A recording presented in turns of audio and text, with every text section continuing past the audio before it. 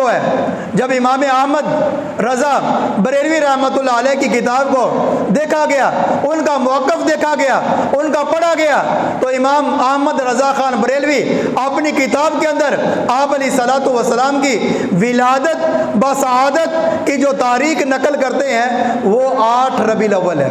کیا ہے؟ 8 ربیع الاول ہے۔ میں نے بتا دیا کہ اس کے اندر کیا ہے؟ اختلاف ہے۔ کون سا راجح قول ہے؟ کس کے اوپر عمل کیا جائے؟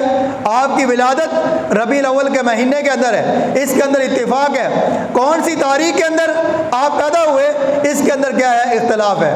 جس سال کے اندر آپ علیہ الصلوۃ والسلام اس دنیا کے اندر آپ کا ظہور ہوا، اس دنیا کے اندر آپ آئے، اس سال کو عام الفیل، فیل کا سال کہا جاتا ہے، ہاتھیوں کا سال کہا جاتا ہے۔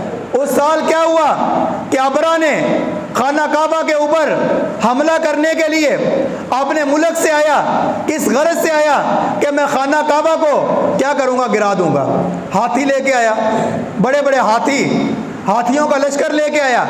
جب مکہ کے قریب آ کر اس نے پڑاؤ ڈالا تو یہاں آپ علیہ الصلوۃ والسلام کے دادا حضرت عبد المطلب اس وقت مکہ کے متولی تھے، مکہ کی دیکھ بھال کرنے والے تھے، اعلیٰ خاندان تھا۔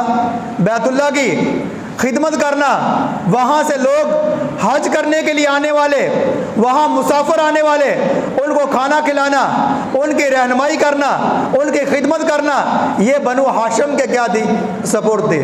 جب ابرا نے اپنا بڑا لشکر لے کے آیا، اس نیت سے لے کے آیا کہ لوگ میں نے جو خانہ کعبہ بنایا ہے اپنے ملک کے اندر، لوگ اس کی تعظیم نہیں کرتے، لیکن ہر سال لوگ بیت اللہ کی زیارت کرنے کے لیے بڑی عقیدت کے ساتھ، بڑی محبت کے ساتھ اپنا پیسہ لگاتے ہیں، اپنا مال لگاتے ہیں، اپنی جان لگاتے ہیں بیت اللہ کی زیارت کرنے کے لیے۔ وہ کئی دنوں کا، کئی مہینوں کا سفر کر کے مکہ کے اندر آتے ہیں۔ تو میں اس بیت اللہ کو گرا کر مسلمانوں کے دلوں سے بیت اللہ کی محبت کو کیا کرنا چاہتا ہوں؟ نکالنا چاہتا ہوں۔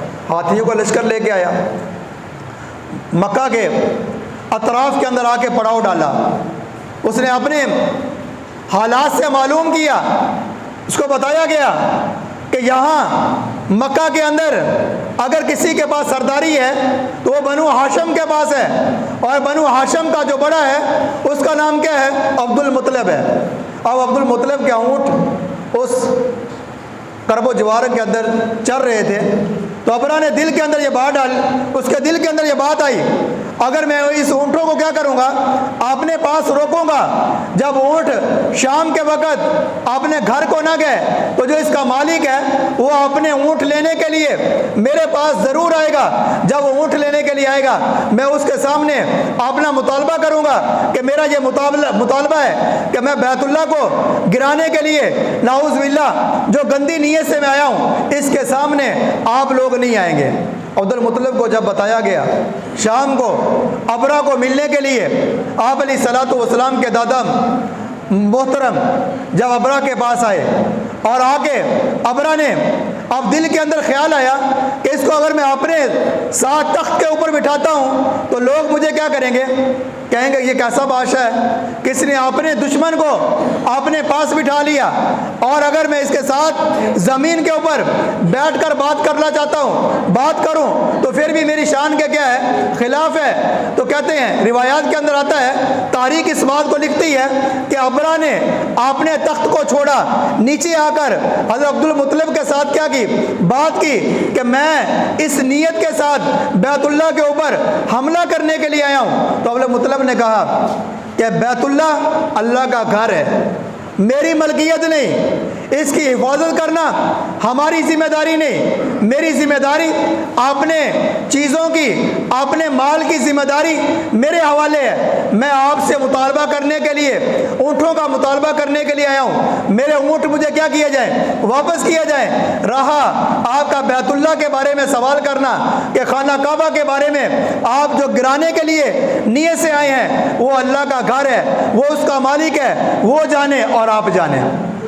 آپ نے اونٹ لیے، واپس آئے, بیت اللہ کے اندر آئے اور آگے بیت اللہ کے دروازے کو پکڑ کے عبد المطلب نے یہ دعا کی, یا اللہ ابرا کے لشکر کا مقابلہ کرنے کے لیے ہمارے پاس طاقت نہیں ہے, یا اللہ یہ تیرا گھر ہے, یہ بیت اللہ ہے, یا اللہ اس کو بنانے والا ابراہیم تھا, اس کو آباد کرنے والے دین ابراہیم کے اوپر عمل کرنے والے لوگ تھے, یا اللہ اس بیت اللہ کی اپنے گھر کی حفاظت کرنا یہ آپ کی ذمہ داری ہے, یا اللہ میں آپ سے مدد طلب کرتا ہوں. پھر تاریخ کے اندر یہ بات بھی ملتی ہے کہ ابرا بڑے بڑے جو ہاتھی لے کے آیا تھا, اللہ نے ابابیل کے ذریعے ایک چھوٹے سے پرندوں کے ذریعے اللہ نے ان کی چونچ کے اندر ایک چھوٹا سا پتھر کا ٹکڑا پرندوں نے اپنے چونچ کے اندر لیا اور آسمان سے جا کر جب ابرا کے لشکر کے اوپر انہوں نے پھینکا, اللہ نے اس کو بڑے بڑے پتھر بنا کر جب ہاتھیوں کے اوپر برسایا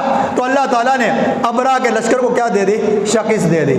یہ عام الفیل کے سال نبی علیہ الصلوۃ والسلام کی ولادت ہوئی, اور آپ کے آنے سے کفر کا جو طاقت تھی, جو کفریہ نظریات تھے, اللہ تعالیٰ نے اس کو کیا کر دیا, ختم کر دیا, مٹا دیا. اور جس رات کے اندر آپ علیہ الصلوۃ والسلام کی ولادت ہوئی, تاریخ کے اندر آتا ہے, روایات کے اندر آتا ہے کہ وہاں بصرہ کے محلات کو اللہ نے کیا کر دیا, روشن کر دیا.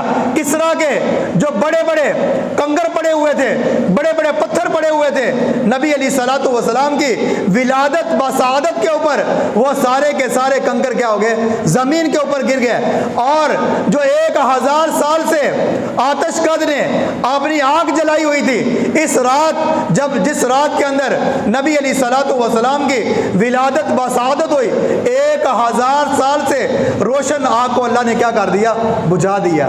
تو اس سے سمجھ کے آئی کہ آپ علیہ الصلوۃ والسلام کا آنا کفر کو ختم کرنے کے لیے تھا.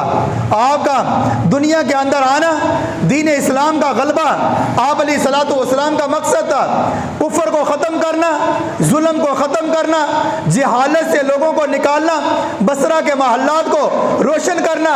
یہ اس بات کی دلیل ہے کہ نبی علیہ الصلوۃ والسلام کے دین کے ذریعے اللہ تعالیٰ ان شہروں کو کیا کرے گا, آباد کرے گا. یہی ہوا آپ علیہ الصلوۃ والسلام. اور 40 سال کی زندگی آپ نے مکہ کے اندر گزاری. ان سالوں کے اندر اگر آپ علیہ الصلوۃ والسلام کی تاریخ کو پڑھا جائے, زندگی کو دیکھا جائے کہ 4 سال آپ حلیمہ سعدیہ رضی اللہ تعالی عنہا کے پاس رہے, 2 سال دودھ پلانے کی مدت, اور 2 سال آپ نے مزید کیا کی, محمد صلی اللہ علیہ وسلم کی پرورش کی.